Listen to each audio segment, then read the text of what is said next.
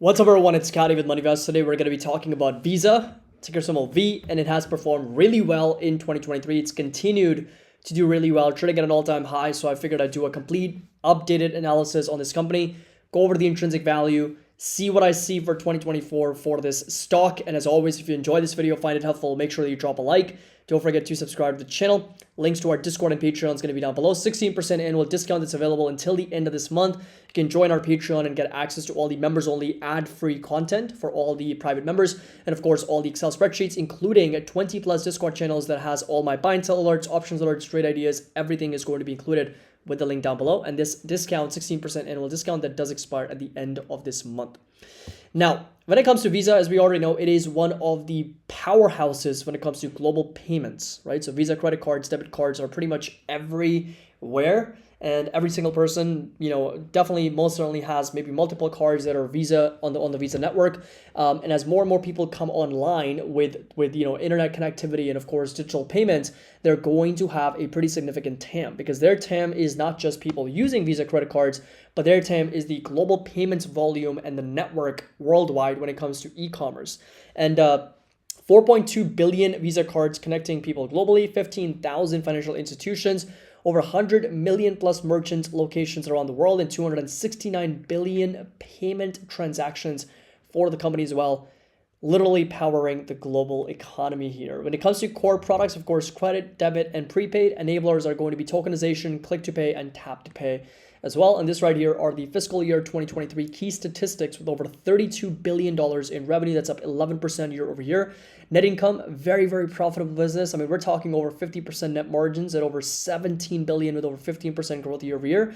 And non-GAAP net income at over $18 billion. That's over 60% margins. This is what really kind of excites me about Visa's business, is the amount of margins. Margins are incredible for this business at $18 billion, and that's a 14% growth year over year. They do operate in over 160 currencies, transactions processing, and over 212 billion transactions processed. That's up 10% year over year. And payments volume, which is a very, very key metric for any payment provider, $12.3 trillion compared to PayPal, which is just a little bit over 1.5, 1.6 trillion.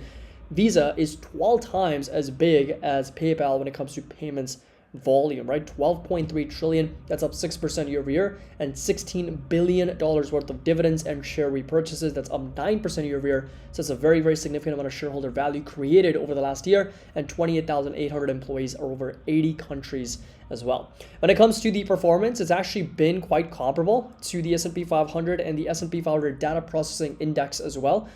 You'll notice that it's kind of very similar performance over the last 5 years since 2018.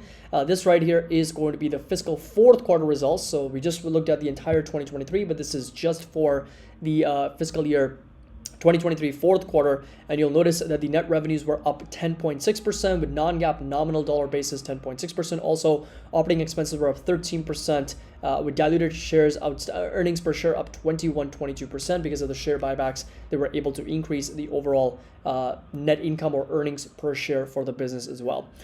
This right here again is for the fourth quarter 2023, which was recently reported. $8.6 billion in revenue, up 11% year over year. GAAP net income $4.7 billion, up 19% year over year, and 2.27, so $2.27 in earnings per share. That's up 22% on a year over year basis for the company as well. When it comes to the revenues, that was again 35% is other revenues, 20% is client incentives. And then, of course, international transaction revenues, 10%. We got data processing revenues, 13%, and 12% is services revenues for the company as well. And this right here is operating expenses. Where is the company spending money on? Got network and processing, professional fees, of course, depreciation, amortization, general administrative expenses, litigation, and of course, personnel and marketing as well. This right here is operational performance metrics monthly growth, which has been coming down a little bit. So process transaction growth has been slowing down because as the numbers are getting bigger and bigger, of course, you're going to see a lower growth rate for the company moving forward. Now, when it comes to total cards, as we already know, 4.2 billion cards outstanding in 2023. So that is, again, a very, very significant number. Of those, 1.2 billion are credit cards and just under 3 billion are debit cards as well for the company.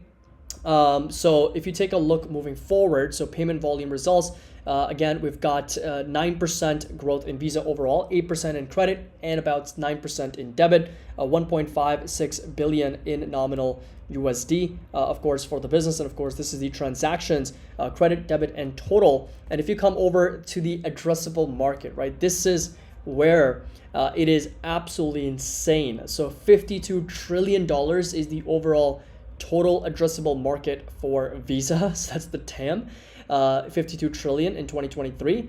And of course, when you take a look at Morgan Stanley's expectations, because this is based on global payment volumes and growth projections, but Morgan Stanley is even wilder. I mean, you're looking at a TAM for Visa at around $200 trillion, considering product categories like B2B payments and cross-border flows as well. So if this becomes actually a global network of payments, not just swiping cards, credit, debit, but indeed providing transactions and providing, you know, B2B transfers and just international cross-border transactions between financial institutions, then they obviously see a much bigger market of $200 trillion, which I don't believe is actually accurate. But I think when it comes to the overall global payments volume, I think 52 trillion is a reasonable number. But again, Visa is not the only player, right? There's a lot of competition in this fintech space, as it always has been.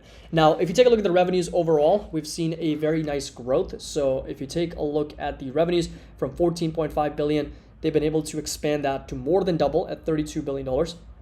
Gross profit from 12.2 billion to almost $32 billion here for the business. So very, very nice growth there. And operating income has gone from a little bit over $8 billion to over 21, almost $22 billion for the company. So very nice growth. And again, net income and profitability also moving in the right direction from 5.4 to over $17 billion for the company. Shares outstanding have gone down from 2.5 billion to just a little bit over $2 billion, 2 billion shares, excuse me. And of course, earnings per share moving in the right direction very nicely. And EBITDA also, as well as the dividend per share, has gone from 42 cents per share to over $1.87.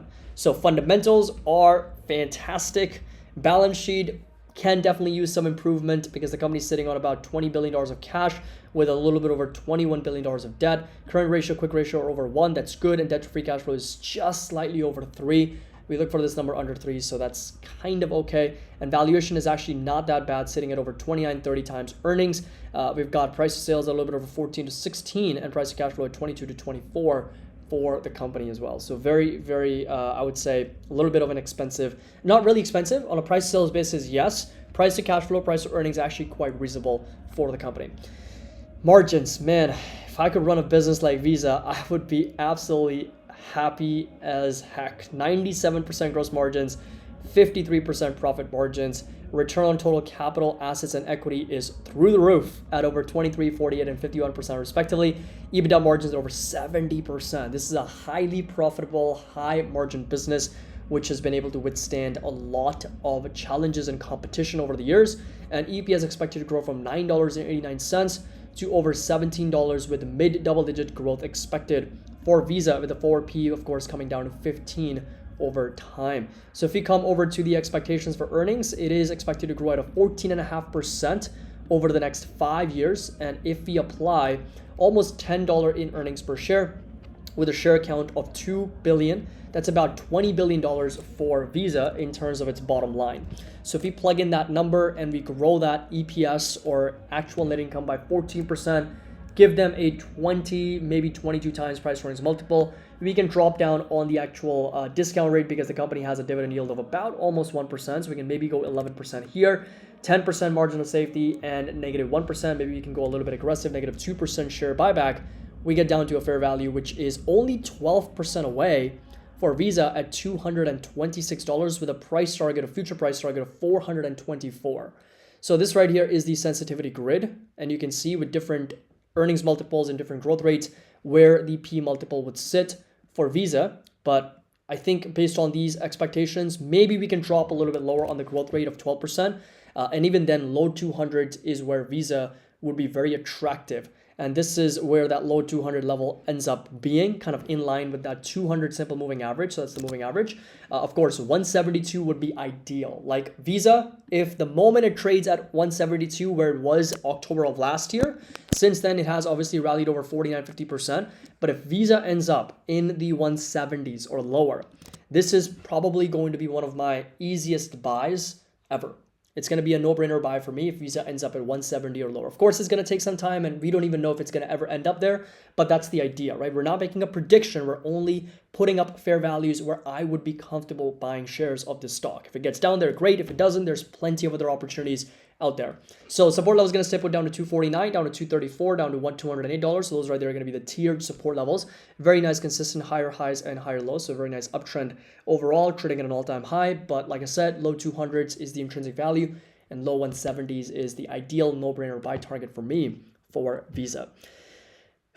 So hope you all enjoyed this video, found it helpful. If you did, make sure that you drop a like, subscribe to the channel. Don't forget to definitely check out the Patreon link. And also I want to mention the Christmas sale for our courses is here. The coupon code is going to be Santa Rally, 50 to 60% off. And definitely do check out the Instagram with handle CASWRP. Would love to connect with you there also. And let me know your thoughts down in the comment section below for Visa. So always happy investing. I'll see you all in the next video.